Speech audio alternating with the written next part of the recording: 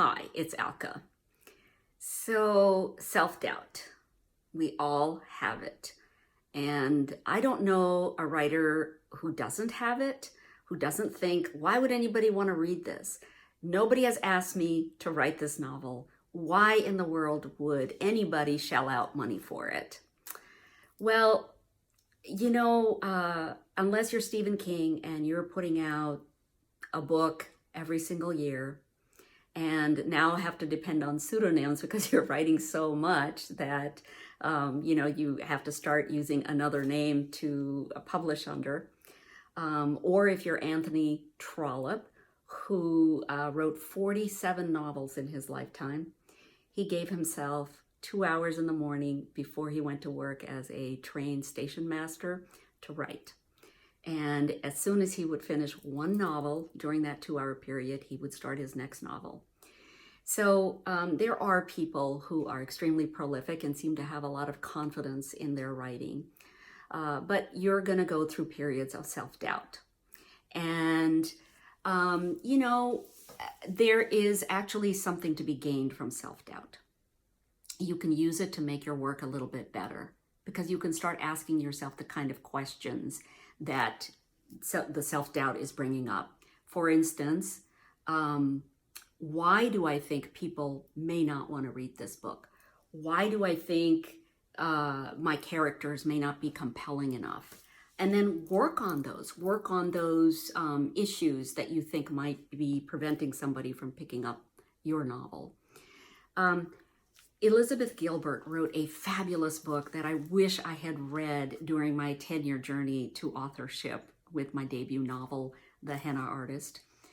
But I picked it up just recently and I devoured it in 2 days. And it's called Big Magic.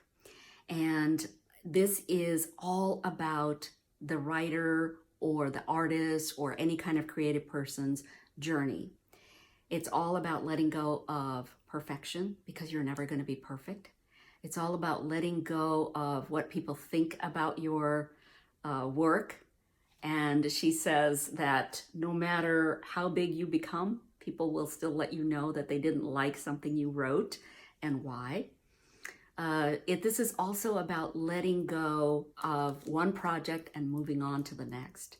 Because as an author, don't get stuck in one place. Keep moving, keep writing, keep doing something new.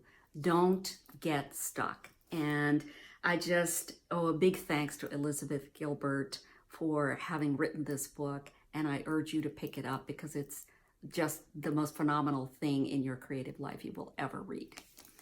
I also love Malcolm Gladwell as a writer. Picked up his book, Talking to Strangers. This is the 6th book that he has written. He writes about nonfiction, about how we go about making decisions, about how our decisions affect different things in our lives and so on. I was reading an interview with the New York Times that he did, and he said that he loves Michael Lewis, the author. Even Malcolm Gladwell says, I think I may never be able to write as well as he does. So I found that really heartening that here's Malcolm Gladwell, who has written 6 bestsellers, New York Times bestsellers, and yet he has these little self-doubts about how he may never even be as good as Michael Lewis. So we're all going to feel it. We're all going to feel the self-doubt. What am I doing? Why am I writing this? But we have to get back on the horse. And there's no better way to do that than to get away from your work for a while, go do something else, and then come back to it. And in another video, I'll tell you a little bit about why it took me 10 years to write my debut novel, because I did take time off during those 10 years. And it made me more refreshed, and it gave me some new ideas about where to move it forward. So I'll see you next time. Thanks. Bye.